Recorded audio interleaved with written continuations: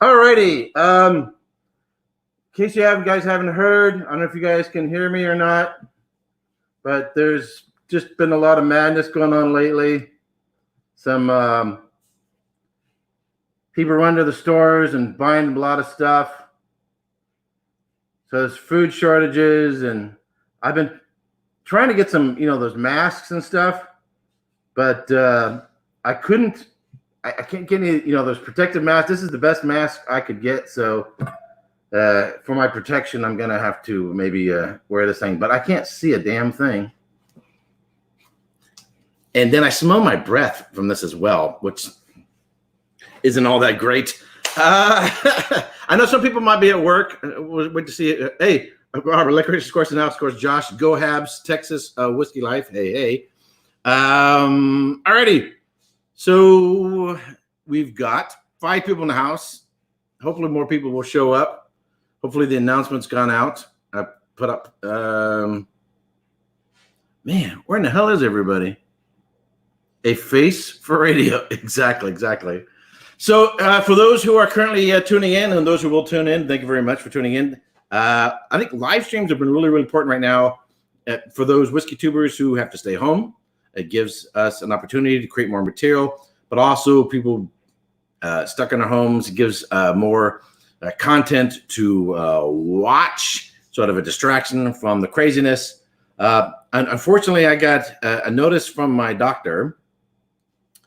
Rinku Matthew, thank you very much. Sup, amigo? Wouldn't miss this. Thank you very much for tuning in.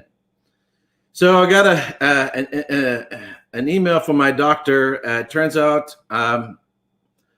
he's limiting me to only 1 dram of whiskey. Gohab says he got the 30-minute warning, but not the live notification. I don't know. YouTube, right, we're all dependent on YouTube. So there's been an increase in uploads and activity on YouTube, but there's a decrease in manpower working at YouTube. So a lot of their people are working on, which means they're working with less people to handle an increase in activity. So because they're in the Bay Area. Anyway, so according to my doctor, I can only have 1 glass of whiskey a day, just 1. However, I think I've come up with a solution. I got me a bigger glass. So this, forget the Glencairn. Forget your rocks glass.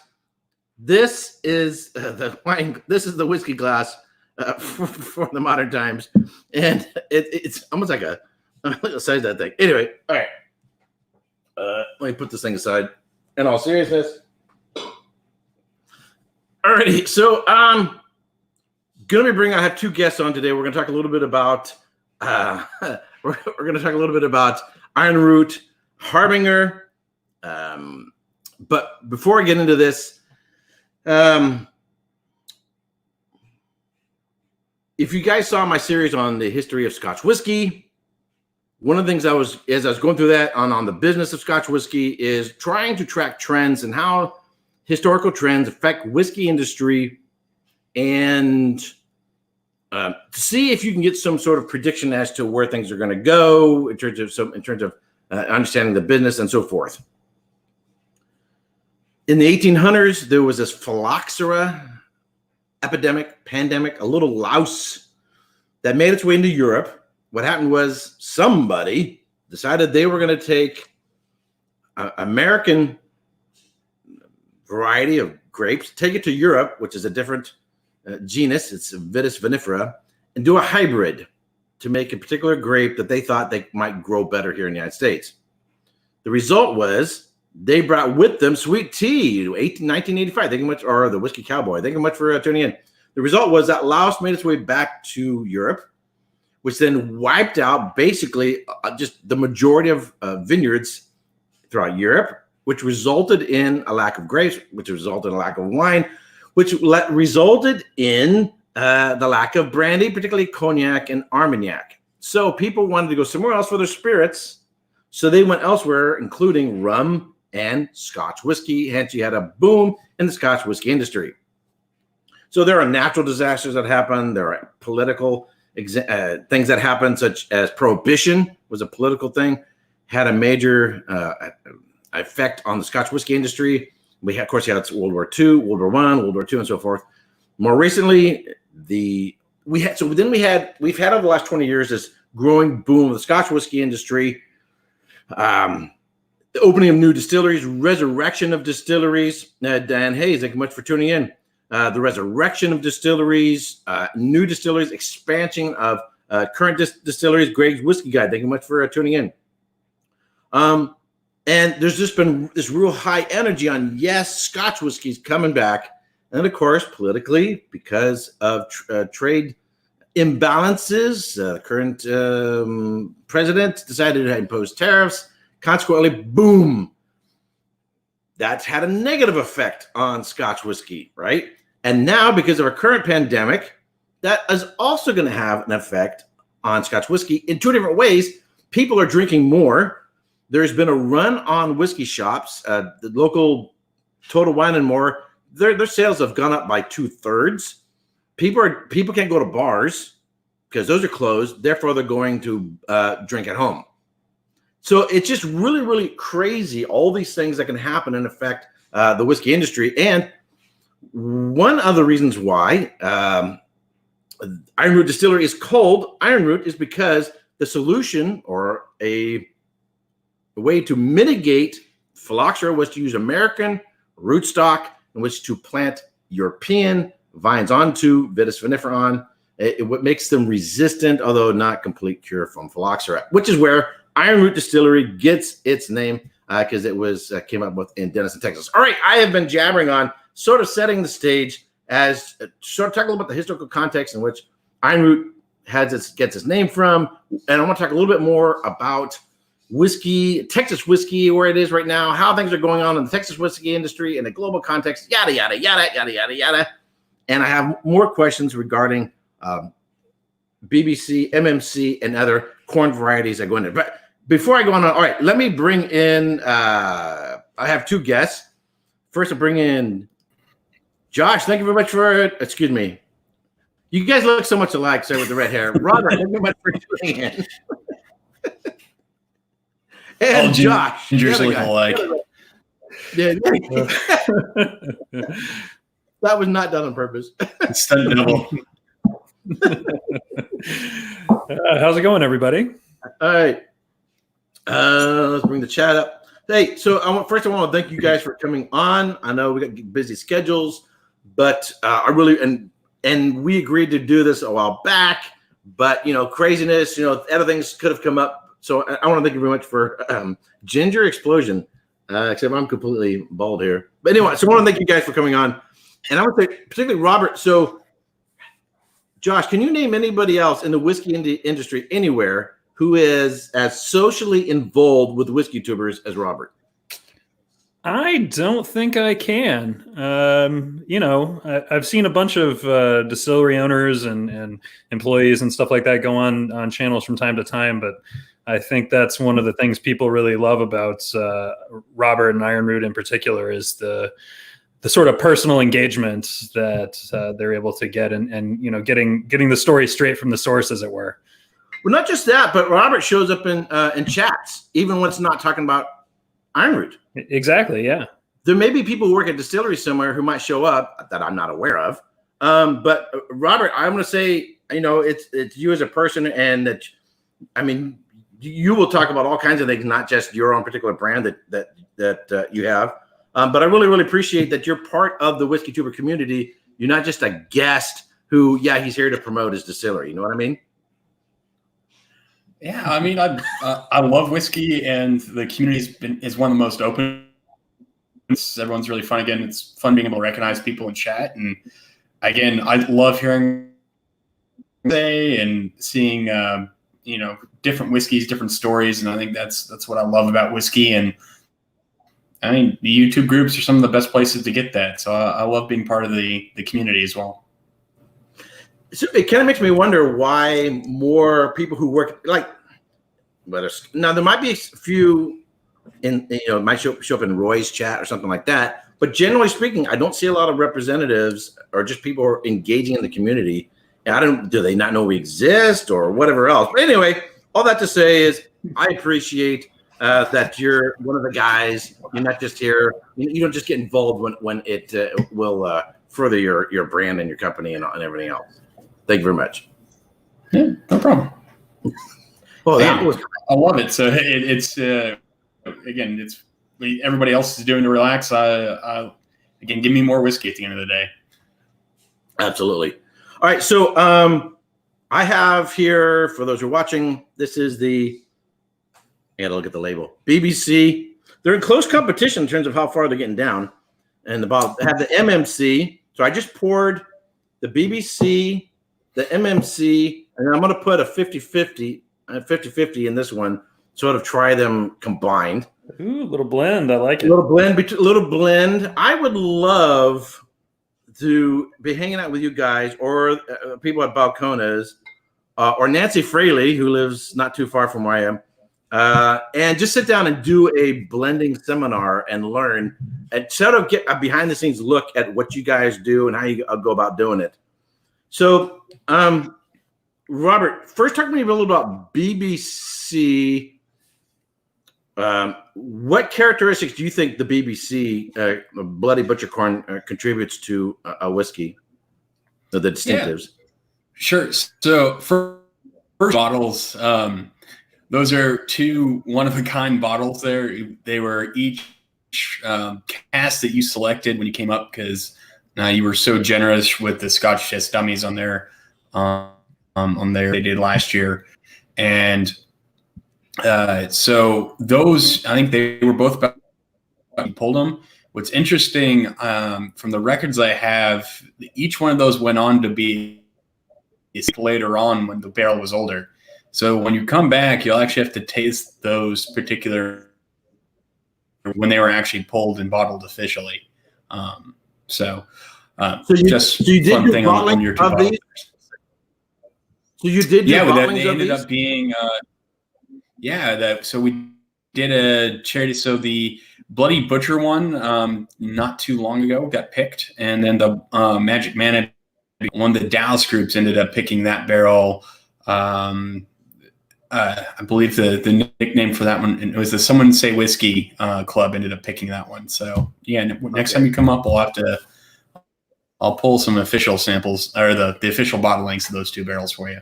So they're not sold to the general public. Someone bought the casks. So they were like the single barrels. Like we do some single barrels at the distillery, and then we also do like clubs and stuff come in and pick casks as well. Okay.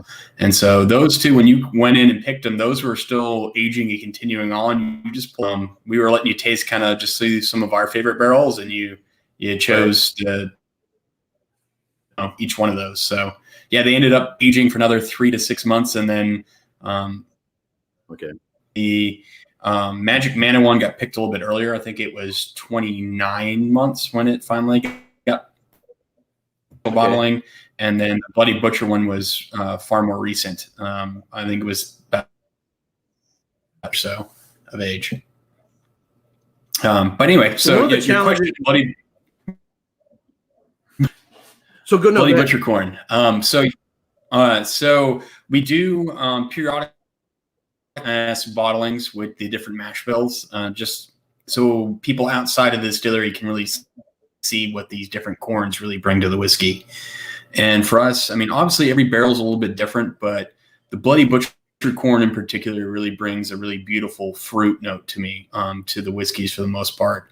It's a really, really rich, and so you can get a lot of depth. Those barrels, they actually this last year were heavily picked for just because they are so rich and deep, and they have this natural oiliness that makes them flavor profile really drop.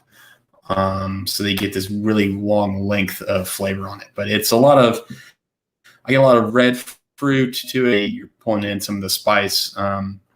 This is a little tiny kind of spice and balance out that sweetness of the corn. So one of the things Josh actually picked a single butcher corn, so he could talk a little bit about what he gets out of it too. After I think you've done 2 different barrels of. Yeah, that seems to be the only thing I ever pick when I come to the distillery is the Bloody Butcher corn. We did one. We did one as an evolution barrel, which is a unique program we have where you pick a single barrel and you'll draw about a quarter to a third of that out and bottle it, and then let the rest of it age a little bit longer, then do the next pull and then the next pull. So you get the exact same cask at several different ages over time. And not only does it get older over time, but then there's more head space in the barrel. There's more air in there, so it oxidizes and all this interesting stuff happens.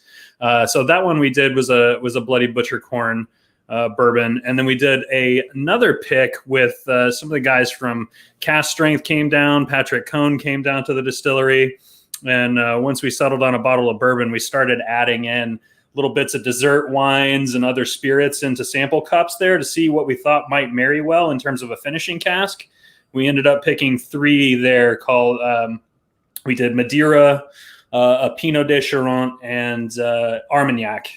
Cask finished again of the same single barrel of Bloody Butcher bourbon. So yeah, it tends to be one of my favorites. I think I agree completely on the sort of fruity sweetness. I always think about it almost like sweet and spicy is the way it comes across to me, like baking spices, but also sort of red fruits, berries, that kind of thing. Yeah, I get a little bit of a black fruit, a little bit like black currant kind of character to it, or blackberry. Sure. No.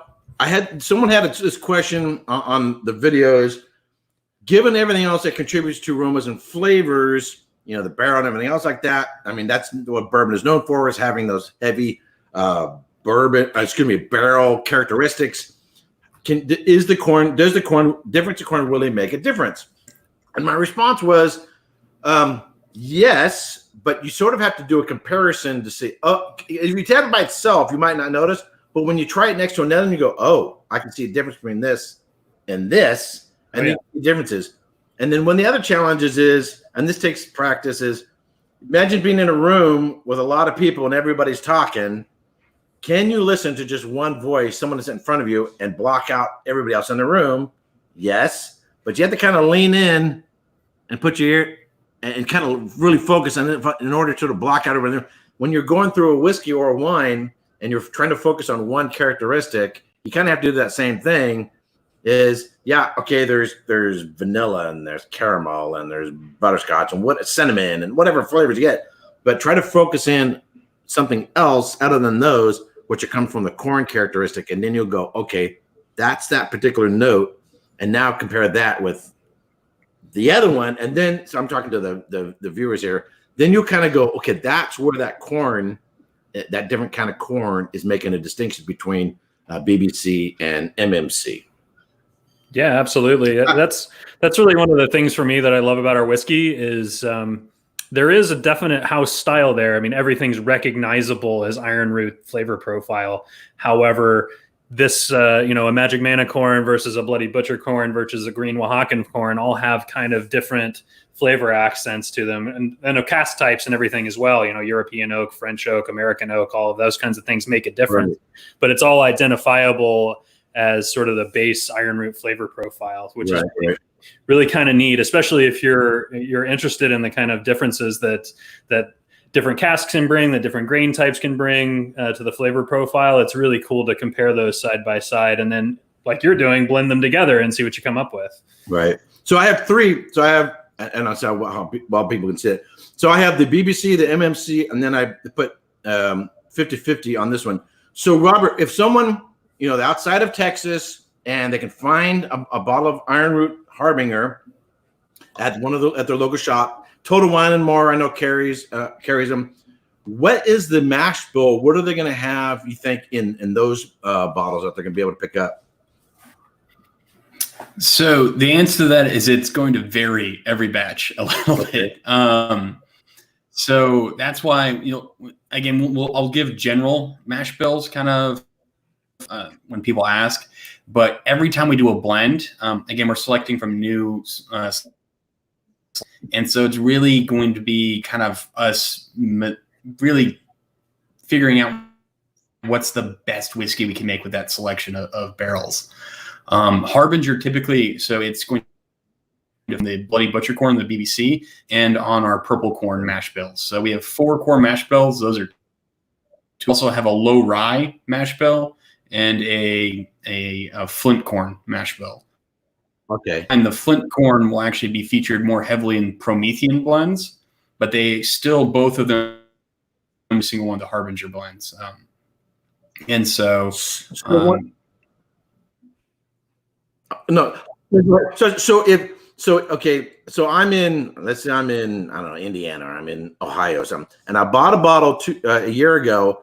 I'm done, and I finished that bottle. Now I'm going to go buy another one, but I want something that's like the one I got a year ago. Is there a way I can tell what is in the particular bottle in this other one? Is there, so like Four Roses, on some of the bottles, they have that code which you can kind of figure out what went into it. Do you guys have anything like that yet? So you don't know what mash bill that single barrel is. So if you're looking, each one of them will have a code for the batch, like 20A, 20 and 2019B. Okay. And so that will tell you which batch it is.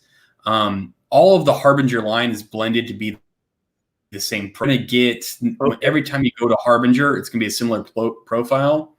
But on our blending philosophy of how we approach blending, our goal blend to that profile, but we have to unanimously, as our blending panel, blind the new release as better than the previous 4. So we'll do a line. Okay. So up of 5 different. Okay. All right. So yeah. So if someone saw my previous video, so I am Chateau, Castanel, and this is our Grand Vin. Vintages vary, but I still want to have this style of wine that we make. And because vintages vary, I'm going to use different amount of Cabernet Sauvignon, different amount of Merlot. Some years I'm going to use Petit Verdot. Sometimes I'm not. Sometimes I'm going to use maybe even a little Malbec or whatever. So you have the profile you want to somewhat maintain as much as humanly possible, but in order to but you might get there by using different corns. Right, absolutely. Like in different proportions. Yeah. Yeah, and it's because it's different, even if it's the same mash bill from the same runoff distill and 5 different barrels, which is generally right what one run will create. So all those barrels are going to be a little bit different. So even though it might be slightly different as far as what's going, it's not just 4 barrels of Bloody Butcher. 3 this time, it might be 5 the next time. It's going to be blended towards that pro again, but it's always, what do we think the way that we're blending it, what do we think that's going to tweak it to make it? It's one of the things I love about the Japanese philosophy on blending, that you're always trying to make the best possible whiskey ever. You're never going to reach it, but that's always the goal did last time, which is why you'll see for us age statements typically on every single release up as we get older whiskeys and whatnot. Our goal is always to be improving upon last time. So if you like the profile from the Harbinger you had, it's still gonna be that same profile to make it deeper, richer, more flavorful than the last batch. Right. So by the way, if anybody in the chat has any questions, put it in there and help me. I mean, it's not moving that fast, so it's not that difficult. But if you put my name in there, spelled correctly, ERIKWAIT, you can, then I'll see it and I'll catch it and I'll definitely address the question. So I'm going back to this and as you're talking, I'm sort of analyzing. This does have that more fruit note, black and red characteristics to it. It does have a lot more berry character, and like I said in my video, sort of reaffirming, this does have that sort of a slightly baked honey character to it as well, almost like a honey graham cracker kind of character to it. The way that's honey characteristics around, really, really interesting. Let's check the comments real quick. All righty, so let's talk a little bit about the World Whiskey Award. The world's hold on, the title. Hold on, I don't think this right. World's Best Bourbon Award So yeah, the world awards. Yeah. World Whiskies Awards. There you go. So there are all kinds of different contests. There's the San Francisco Chronicle. There's a Whiskey Advocate. And different groups. The fact and what is that actually one? Heather Green. Huh? Heather Green was just Were you here. asking what?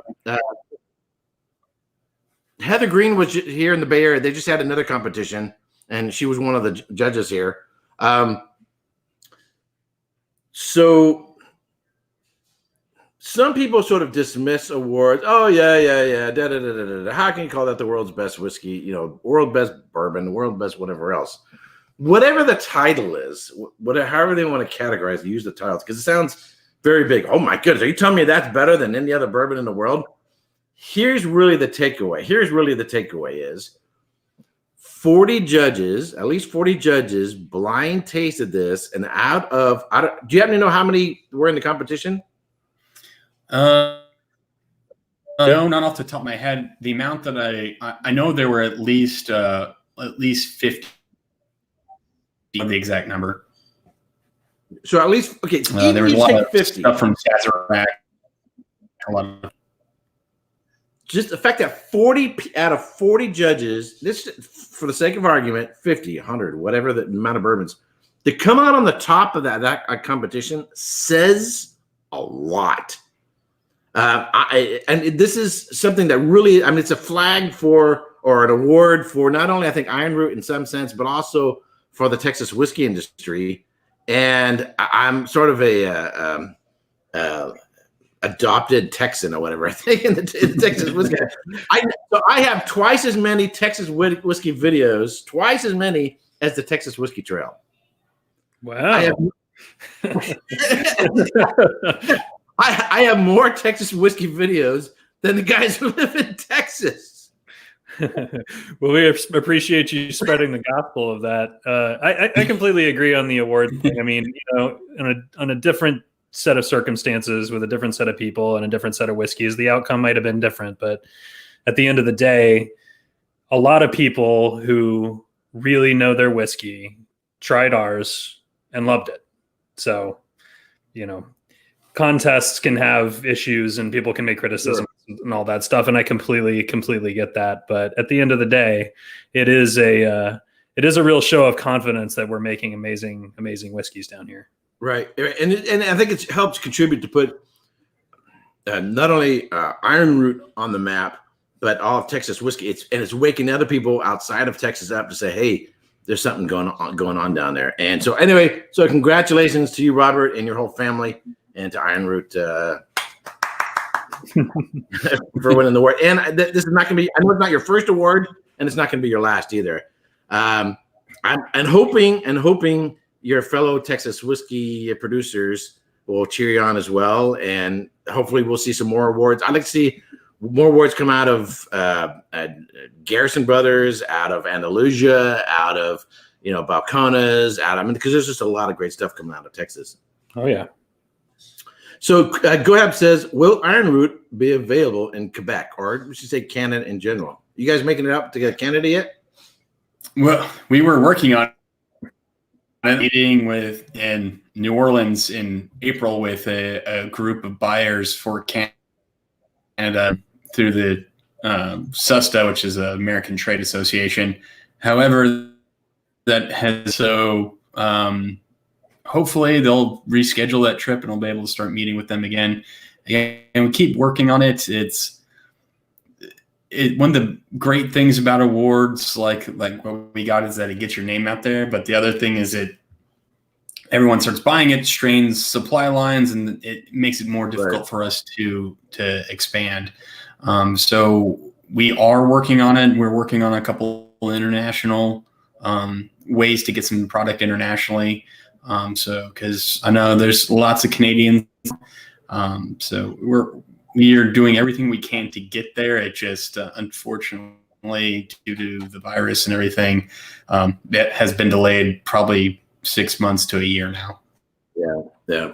So Brian Walsh, thank you very much for tuning in. So I know some people, and I totally agree with it. I totally understand it. Let's use this time of hanging out to get a mind on some other subject other than the coronavirus and all the rest of the stuff. But here's the thing. If I said right now, nobody think about me and my underwear. All right? Nobody think about me and my underwear. Don't think about it. How dare you? All of a sudden, that's what everybody's thinking about. How dare you put that in my head, Erik?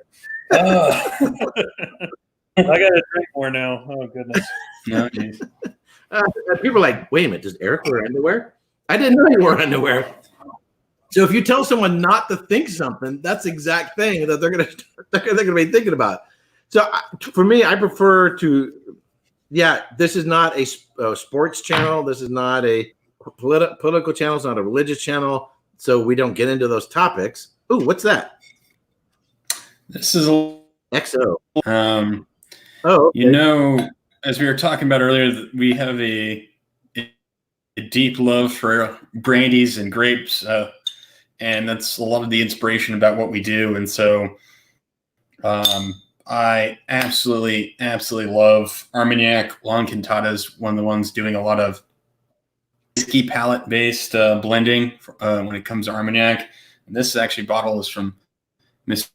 Thank you, Josh, on that. But that's if you have not had Armagnac, you're a big fan of like really a little bit higher proof, a little bit more intense flavor profile. Armagnac may be your jam versus cognac, but which again, so if you want to get Erik to change topics, just hold up a bottle. Suddenly he'll go, "Ooh, what is that?" Distraction. So I'm just curious. So do you happen to know the primary grape for that particular? Is it Uni Blanc or Colombard or Baco or? So you see a lot of Uni Blanc used in Armagnac, but they're actually using a lot of Baco 23, which is a grape specific for Armagnac that they developed. It's another phylloxera resistant, so that one's actually not grown on top of the Texas grape roots. It's a resistant phylloxera. So basically Uni Blanc and Baco 23. Again, you still have a number of other grapes. There's very limited amount that they use for that, but again, I'm currently working on trying to get some Uni Blanc not Uni Blanc, but some Baco 23 shipped over. We have a local vineyard that's willing to start trying to grow it for us here. So we're working on bringing some fun grape varietals. We've been making brandy for 5 years now, and again, fooders. So hopefully that will be the very first spirit we ever release with a double-digit age statement, which people in Texas being possible. You just got to use the right techniques. You can get there. So, and Baco is a grape they use in Armagnac, but not in cognac, if I recall correctly. Yes. Yeah, it's one of the. There's a lot of similar grapes between cognac and Armagnac, and then there's a couple different ones. And one of the, as you said, one of the main reasons is that was bred was because it was phylloxera resistant. Now you could get me off on a completely different channel and start a cognac and Armagnac channel and get geeky there. You're going to need more talking about different flavor profile. Yeah, but and I think that was the first spirit that really inspired me when we started grape varietals. I mean, most of the time when we're tasting cognac over here in the U.S., you're not going to see specific brandies. And when that was my first introduction, I was like, oh, these grapes are different from each other. And that translated when Jonathan and I, again, who doesn't know, we actually were mentored very early on by Balcones back in like 2010 when they were first introducing some of their blue corn stuff. And I started tasting that, started looking on the different grapes, started seeing a lot of flavors, and that's what inspired us to kind of go off in a spiral direction to kind of try all the coolest corns that we could find, which we've now done. I think we're up to 20 different corn varietals that we've distilled, and we've got 3-4 more kind of in the pipeline for this year at least. Now, did you say you were going to be using an Armagnac cask, or actually trying to produce an Armagnac? So we well, so still for true Armagnac production, it's a very unique Right. style still. The Lembeck? And a Lembeck still? Some things so I do have a cognac still that's in from France right now. So that should be here in the not too distant future. So I will have some Charente, again, excuse my French, especially Greg. I'm sorry, my French is terrible. Antique Charente stills are on their way over that will be even upgrading and pushing more grape production. We're going to be doing probably some single malt on some old school cognac stills and having a lot of fun with that. But the Armagnac still is basically, it's a very early version of continuous still. And the Armagnac distillers, they traditionally would basically wagon and they go from vineyard to distill. So it's not really when they're making and you see like how generally that's not really the distiller, that's just the vineyard. And the distiller is like the distiller that would go around and distill, at least traditionally. But there are a few that are actually like true Armagnac producers where it's their stills, their everything. But fun roaming around Armagnac, following the still around. And again, it's, you know, it entails a lot with whiskey production.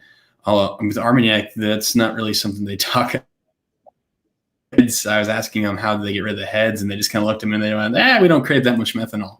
So they don't really even do a heads cut for Armagnac production, which is crazy to me. It's something that we hadn't really seen. And they collect everything sometimes on really good fermentation, good years. They'll distill all the way down to about 20, keep it all. I mean, of course, they're going to age it for 20, 30 years for the most part.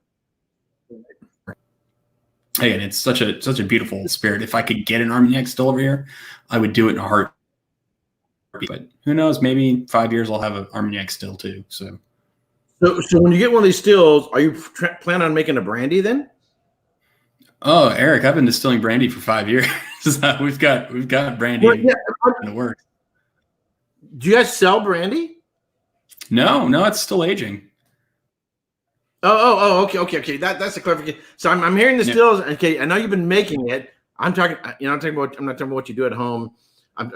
So you guys are going to eventually release a brandy then?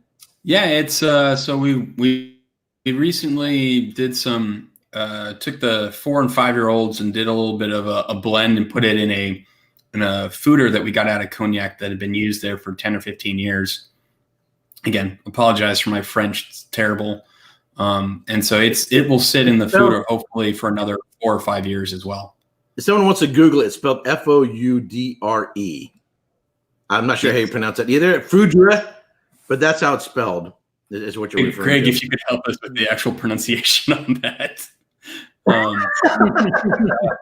Yeah, one of my brothers is probably watching. Adam, if you're watching, in fact, he speaks French, teaches French and German. So he could probably even call me up on my phone and let me know how to pronounce it. So this is really interesting. So going away from the Harbinger, the topic in the brandy. So are you going to use Texan grapes or because are they doing Uni Blanc? So, okay, here's a trivia question. What's the Italian name for Uni Blanc? I have no idea. Yes, ding, ding, ding, ding, ding, ding, ding. You got it. Oh, wow, the man knows his stuff. There you go.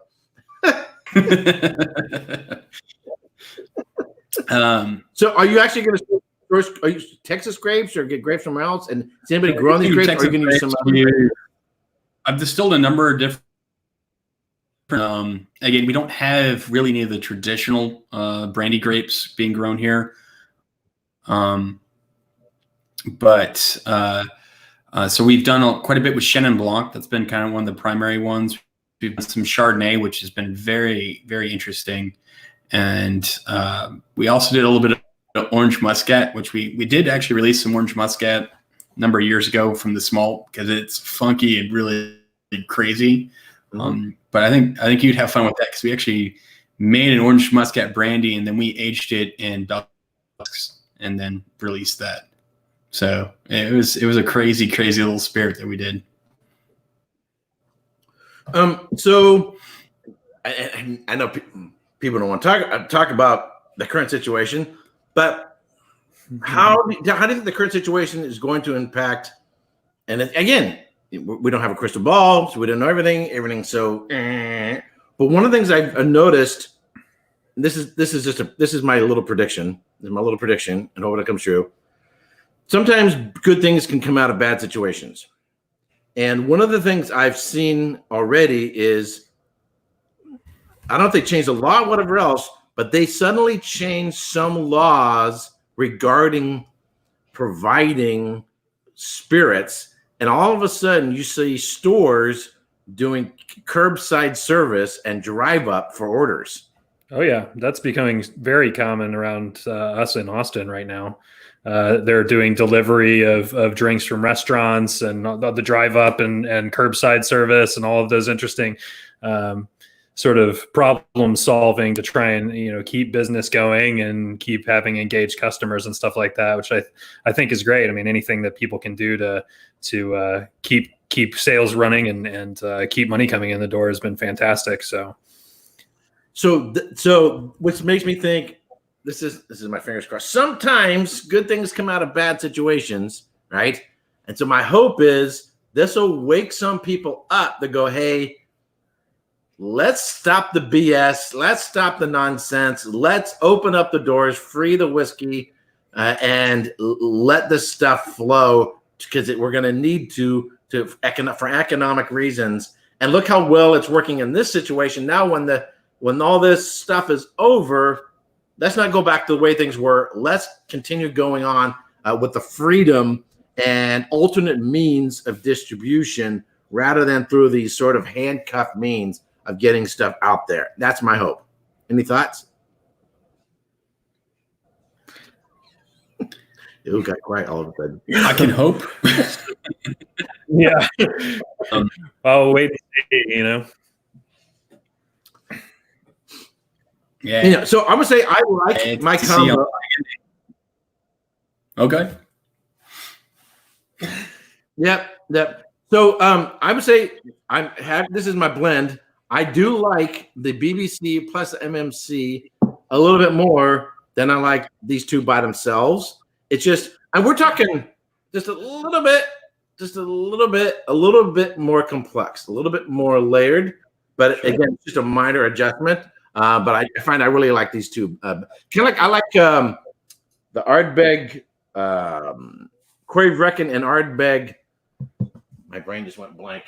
Supernova. I like them blended together. Then I do like them separately.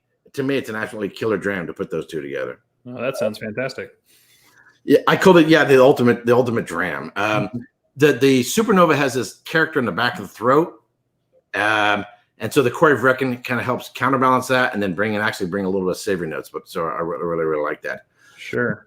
So if anybody's makes it down to Texas, I'm supposed to be back there in June and July.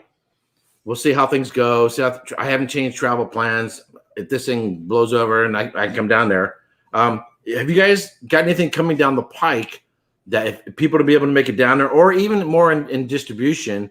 Anything in production? Anything coming up down the road? So we've got as far as in coming down the pipe, Icarus is slated for release in May. So that's a new kind of big kind of fun release for us. We're in the process of the blending of it. Takes a long time to kind of get it where we want it. And I think this year's will actually be a little bit different from last year's, in that I've convinced my brothers to let me do a little bit smokier version than the previous years. So we'll see where that guy ends up at the very end. So Icarus is our corn in both peated casks and port cask. That's coming kind of in May. We've got a lot of kind of fun single barrels we've been doing, and I think that's going to continue. A lot of charity barrels right now. I think there's going to be a couple that are going to be especially that we raise money for some of the service industry that's been hit. recently. So you'll see some of the experimental corns really start rolling out. We've got Amanda Palmer. We've got, again, probably another one, the Green Oaxacan corn ones. You've got Glass Gem Flint corn that's going to be coming of age. There's a lot of really fun corns that will be coming here pretty soon. We've also made a grappa about 4 years ago now, so that we've been aging in animal casks. That is one of the more fun spirits in the warehouse right now. It's older than even an aged grappa probably should be. So it's kind of interesting and fun to have a spirit that I can release that's older than what the typical version of that was that supposed to be. So I guess that will be the grappa from. So it is from a blend of Tempranillo and orange muscat. Okay. Oh wow! Wow. It is a funky, crazy little ride of a. Yeah, when I think of Tempranillo, I think of strawberries. You think of Rioja, Roberto de Duero. I think of more strawberry character, and then when I think of orange muscat, you think of very floral, very citrus, very sweet. But now you talk about a grappa, and people, I don't know if they know what grappa is. Grappa is sort of made from the remnants after you finish production, and you take what's left, and you go, okay, let's get some more juice. We're going to get some more juice out of this. We're going to squeeze in some more. We're going to get some more juice. All right, now let's take that and distill it. Combine all the things you just said, and yes. Yeah. It's so fun. Oh yeah. So that's now. Do you rehydrate the grapes a little bit before putting it through the press, or you just can you? It was rehydrated a little bit. It actually had a ton of lees as well. So we had all the stuff plus adventure getting out of the still. So I don't know if we'll ever make it again, just because we had to dig out of the still. What was left after we did it, but it definitely again one of the crazier things. Again, who knows what we're gonna be doing? Like cast finish stuff, single malt and Irish style whiskey. We're looking at doing the release of an Irish style in the fall. That may get pushed till to beginning of next year, depending on how it's going. But it's really fun sherry cask spirit that we've been doing there. The single malts still have a little bit more time. I think that I'm hoping for a 7 or 8 year old single malt when we finally start releasing that. So some of those still have a little bit. Again, crazy corns. There's some other really crazy mash bill experiments. We've got a wheated malt that will be being released probably this fall as well, in conjunction with a brewery here locally. That's a 70% malt mash bill. So all sorts of crazy stuff coming. Which makes me think. Then I start thinking about from a business side and from a promotion side. When I think about wineries, I think about distilleries. They can have sort of a core range character, and then they have these specialty bottles, whether it's a reserve wine or the committee release, say like Ardbeg has. So do you guys have what would you say is sort of your core range? And then everything else is just more sort of experimentals? Yeah, for the most part. Yeah. So our core range, the Harbinger XC, so the 90 proof and the 115 proof blend. We've got Promethean that we do. That's 103 proof bourbon. So those are the 3 kind of core bourbons. We have this is in the core range, and now Icarus is technically in the core range. It's getting. But outside of that, we'll have a bunch of experimentals. So you will see single barrel bourbons that are going to be experimental mash bills. We've got Esoteric. It's an American whiskey. I mean, we've got all sorts of anything that doesn't fit in the bourbon or corn gets pushed into Esoteric as special releases. So that's one area experimental releases. But this year we'll probably have 3 or 4 experimental releases. Just because we like to enjoy. Got a question on when Icor is released every year. That will be coming out again in November. It's going to be a 4-year-old product. This year, though, I will say this right now, Excuse me, I'm drooling here. Sort of a Pavlovian response. I taste that down in Texas. Now I'm kind of drooling on myself. This year's Icor will not be a bourbon, though. It actually will be that kind of similar profile, but having been aged an additional year in an Armagnac cask. It is, as of right now, if you wanted to ask my absolute favorite thing that would be it. It is, 4 and 5-year-old whiskeys in an Armagnac barrel. So you get all the richness and depth that you get from the Gascon Oak, from the Armagnac. It just does beautiful things with that whiskey. So I get to taste that one bottle that you had, a bottle. I think it ended up going to a Scott and Bart. I'm not sure of the Icor that you had. I think it was at the barbecue place. Who knows? Yeah, we were drinking. Who knows where that ended up? But anyway, Josh, I really wrote down. That was one I wanted to take home. I missed all of that. No, Josh, what's your favorite thing in the warehouse? I haven't had the Icor Armagnac barrel yet, but when we did that triple cask finish of the Madeira, the Pinot de Charente, and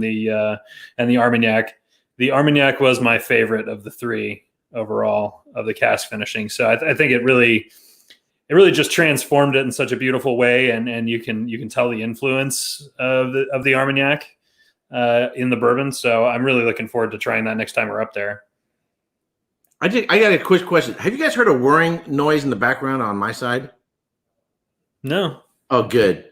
Did you hear a beep boop boop beep boop boop? I just realized I had my dryer. I had my dryer going. That's the signal to tell me to take my laundry out of the dryer. And I was like, Eric, I'm just thinking, Eric, you idiot. You should have turned that off so it wouldn't be going beep boop boop beep boop boop. Anyways, but that's not an alert. We don't have any. I gotta. Duck and cover, anything kind of alert like that going around. So everything's fine. So, Josh, I know I just checking out your channel, Texas Whiskey Life, and I was going to tell people to subscribe, but I don't see any videos on there. Yeah. So it was really an interesting kind of turn of events. We kind of dabbled in the YouTube thing for a little while, and that was where we really got to know, Robert and Jonathan and Marcia and everybody up there at Ironroot when we were on the Cast Strength channel. Started to get this idea of maybe we break away from that and do something that was entirely Texas focused. And it was right about that same time that we started to talk to Robert and Jonathan and Marcia about, hey, you guys do well and have a presence up in DFW, but you're not as well known in the Austin area. How can we help out with that? And said, you want to go hang out in some Total Wines and pour whiskey for people? And I said, sure, why not? And things kind of went from there. So we did the channel for a little bit, and really quickly it started to become a question of, how much whiskey stuff do I do in a given week, and where do I actually spend my time, and what's important, and what's going to be sort of the right fit for us. And right. Working with Ironroot was just clearly the right fit and the priority and the thing we cared about the most. Right. So yeah, people who don't do this don't realize how much work goes on behind the scenes in preparation, creation, editing, and everything else. Exactly. And then learning how to navigate the YouTube environment and everything. There's so much. It's a 4-minute video can have 3 or 4 hours of work. Mm-hmm. And a 10-minute video can have like 3 or 4 hours of work that goes into it.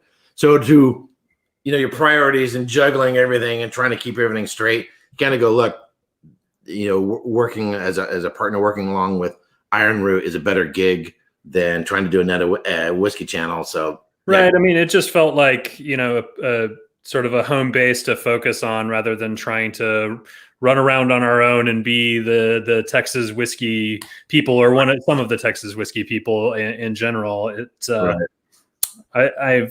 I feel like it's really a better fit overall. But I mean, I was never nearly as productive and organized and everything as you are, Erik. The amount of content you put out and the time you must spend on it and the effort you put into it, having done a little bit myself, that's impressive, man. Well, if you do something a lot, you get better and you can get faster at it. And you know, but I think about this like, you know, every moment that I'm awake, even while I'm doing something else, I'm thinking about what I want to do next, how I want to do things. You know, and then look at old videos and I go, ooh, shouldn't have done it that way. You know, we've been working from home here from our day jobs. Gretchen and I have since Tuesday, for me at least. Okay. And she was kind of running around cleaning up stuff today, and she came in the office upstairs and said, "Hey, do you want these notes of all the old ideas that you had for the Texas Whiskey Live channel?" And I said, "Nah, we're kind of done with the channel for now. We know what we're spending our time on." Right.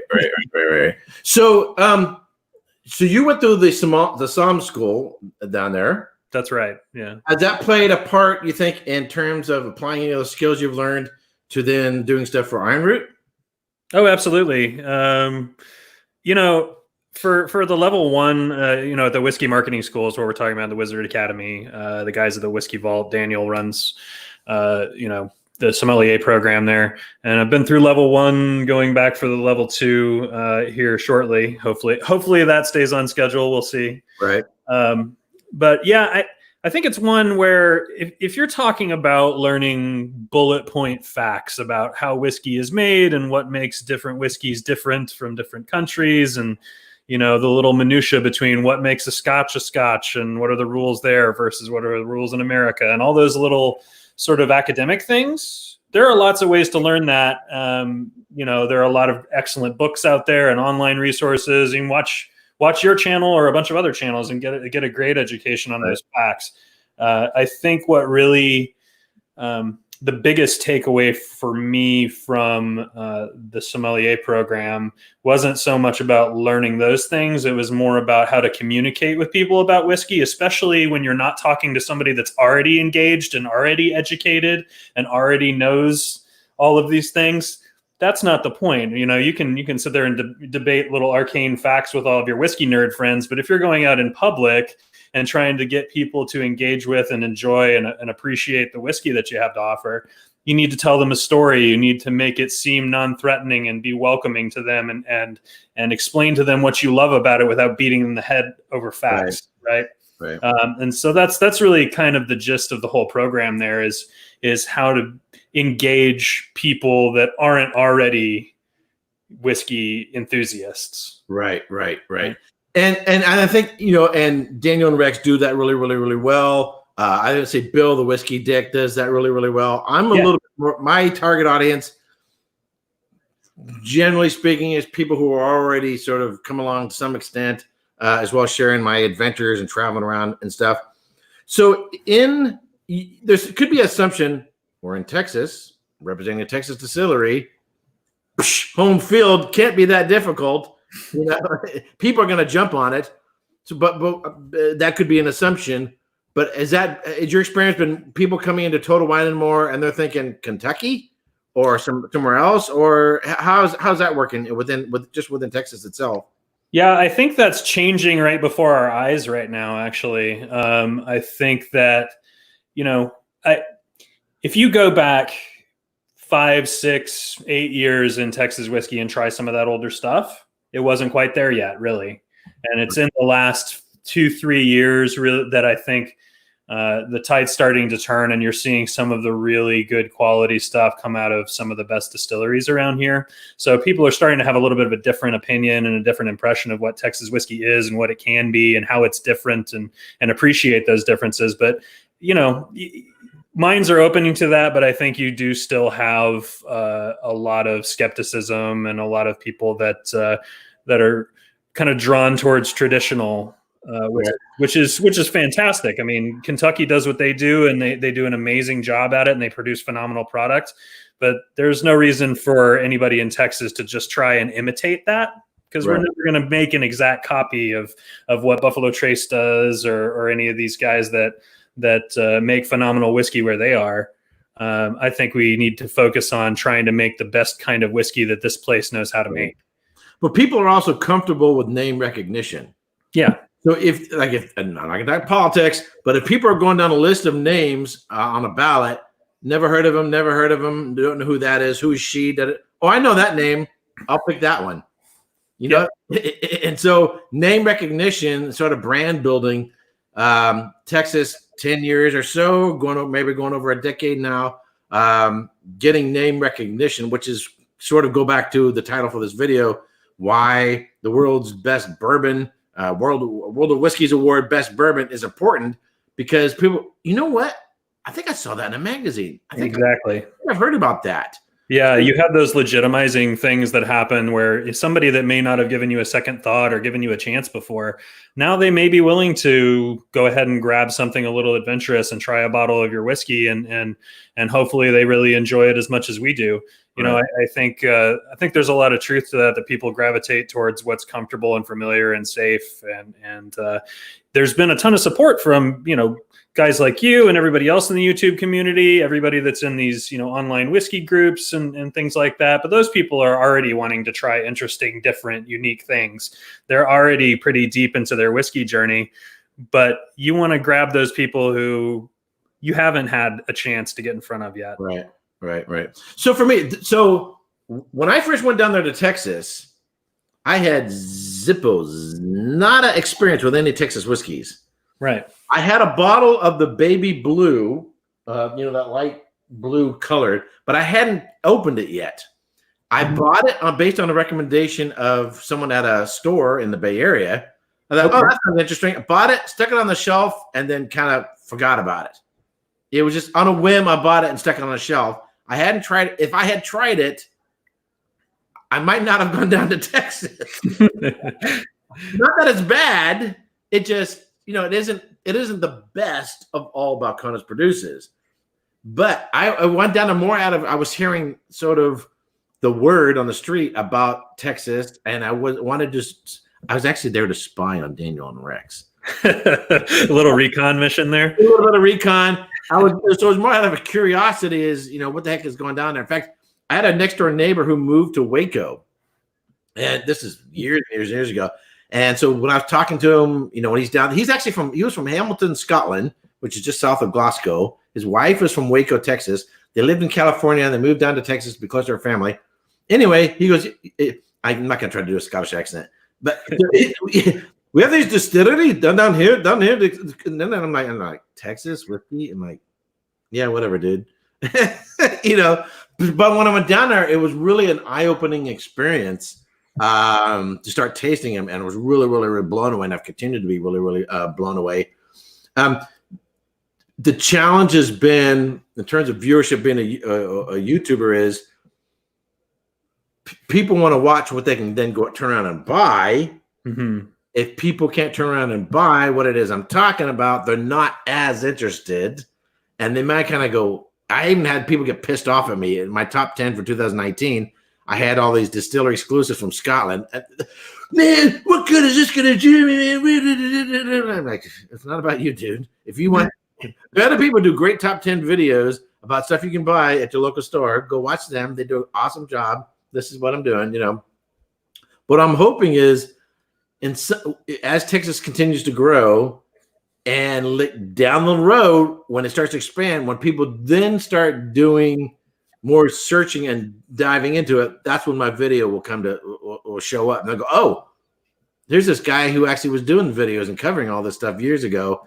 I want to look more into this. And I've had that happen with videos. Something I did years ago. Hey, I was just happened to be looking into this, and now I find yours, and you're the one who's covered this particular distillery or whatever else like that. So, yeah, that's right. The distribution and availability is always evolving, and stuff like that. We're always trying to get more whiskey in the hands of people and wherever we can. But I think one of the real amazing things about Texas whiskey in general is that there's a ton of just very small distilleries that are dedicated to trying to make the best possible product they can, and they're doing a ton of experimentation. I mean, to me, some of the most interesting, unique, experimental, unusual, kind of even crazy ideas for what whiskey can be is coming out of Texas right now. Absolutely. And you know, for better or worse, that kind of small scale, unusual, you know, fresh idea experimentation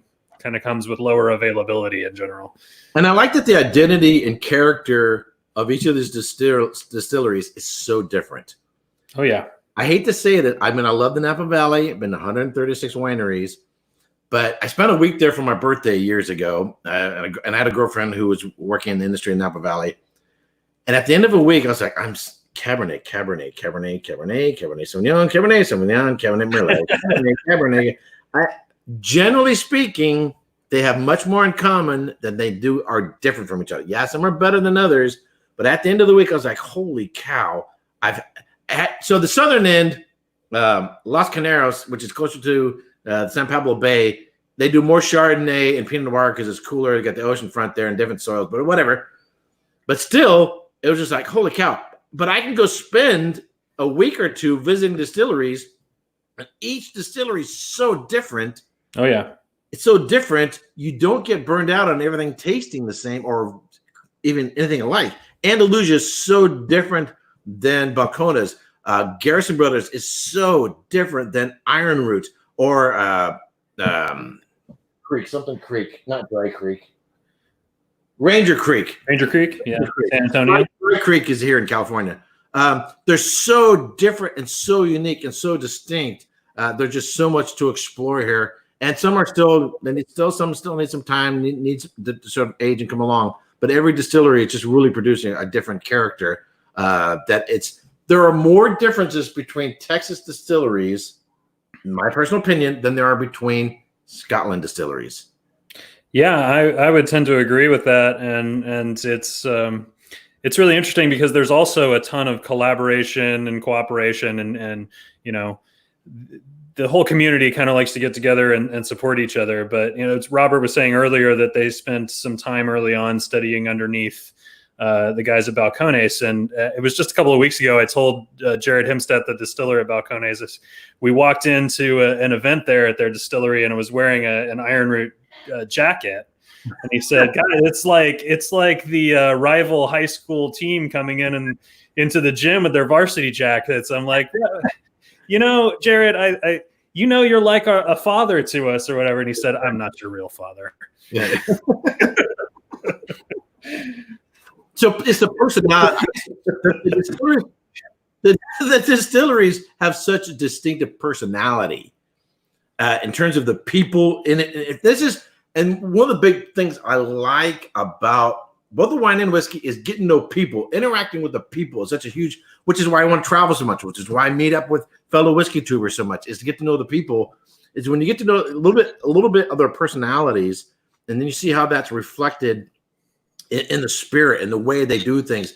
Everything from the way they do labels to everything to the profile of the whiskeys to their everything. I mean, everything from beginning into their hospitality, the way the showroom, not showroom, it's not an automobile place. The way the tasting room, is done is a reflective of the personalities and the way in which they do things. Similar to the way musicians, there's a certain personality behind the musicians and the way it gets reflected in their music. And I just really, really enjoy that. And we're a little bit over the top of the hour. I'm getting close to lunchtime. Mash and Drum is just showing up. So I want to wind this down for people who can watch on the replay. They can catch an hour. Last week, I did a 4-hour live stream. That's right. And I went through like 6 glasses. It was all iron. Well, I had a little bit of Ardbeg Galileo of the Ironroot from these 2 bottles, and I was feeling it the next day. So I don't necessarily want to do that today. Yeah, that Saturday was painful recovery. Just the headaches. None of that other stuff, but just the headache. I don't want to do that again. Too much of a good thing is not necessarily always a good thing. So, hey, I want to thank everyone for tuning in. If anybody who's watching this on the replay, I want to thank you very much for watching. Greg's Whiskey Guide, thank you very much. If you guys haven't checked out Greg's Whiskey Guide, go to the right of one of his comments, hit the 3 little dots there, and it'll give you the opportunity to choose. Hey, there's Roy, Erik, All right, Roy brothers. Now Roy's tuning in. Wow, it's gotta be really late his time. That's right. We're just getting winding things down. What a bummer. Hey, Roy, if you want to go, we could extend this. If you want to come on, I'm just. And if Robert, if you got to go to eat dinner or something like that, that's fine. I'm gonna give him the opportunity. I will say hi to Roy, and then I will have. Typically, I've been just finished up a 22-hour shift at the distillery, making unfortunately turning whiskey into neutral grain spirit for hand. So wow. We've had the last few days, our local hospitals and a lot of the first responders have been calling us, and they are in desperate need. Again, with 4 days or less of supplies. So basically, unfortunately, right now I'm not making any whiskey. Everything we're doing is actually to create product for our local hospitals and again, police and fire departments. Right. I saw that on Facebook. Some other distillers were doing that as well. So awesome. Thanks for the service to help out. Whiskey doing the service. I'm just making stuff, doing what comes naturally. All right. So Robert, again, I want to thank you very much for coming on. Hopefully my agenda, I'm currently scheduled to get the plane tickets, hotel, everything else to return to Texas in June and July, and hopefully the Bashers Ball in October. But we'll keep praying and hoping, see how Providence carries out, and be able to make it back down there and enjoy the good weather of Texas in the summer. To come on down. And Josh, oh yeah, that's on the whiskey taste. Punishment. Yeah. And Josh, thank you much for coming on. Thank you. Yeah. And to everybody in the chat and on the watching on the replay, thank you very much. All right, so you guys hang on here and cheers. Cheers. Cheers.